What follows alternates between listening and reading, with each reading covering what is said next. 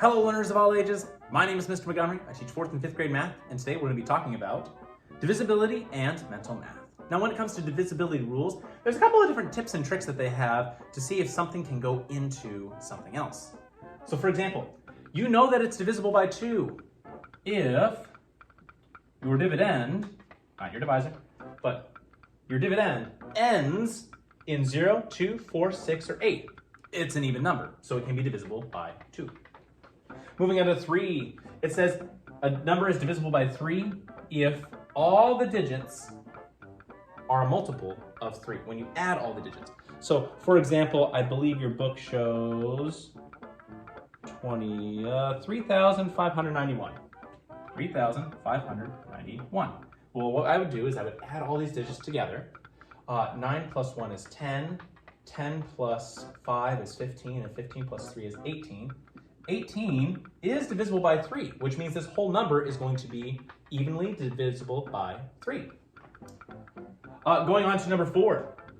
It says the last 2 digits of a large number are divisible by 4. Well, the number that they have is 6,128 divided by 4. Well, if I look at the last 2 digits, 28 is divisible by 4, which means that 4 can go into 6,128 evenly. Moving on to number 5. For number 5, if the dividend ends in 0 or 5, you know it's divisible by 5. For number 6, if it's divisible by both 2 and by 3, it's divisible by 6. And for number 9, it's very similar to number 3. If you add all the sums, or if you add all the digits together of your dividend, your dividend, and it's divisible by 9, then the whole thing is divisible by 9. Let's do an example.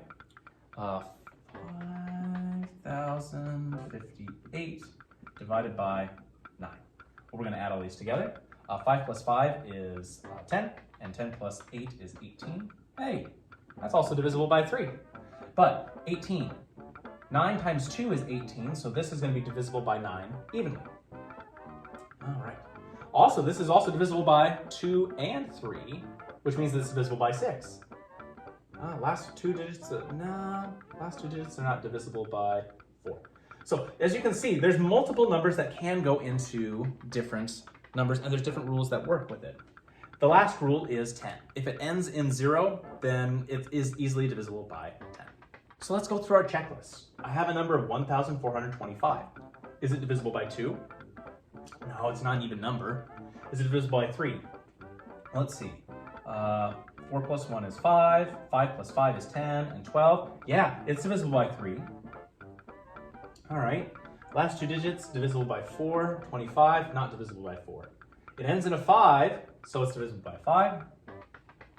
It's not divisible by 2, but it is divisible by 3, but it can't be divisible by 6.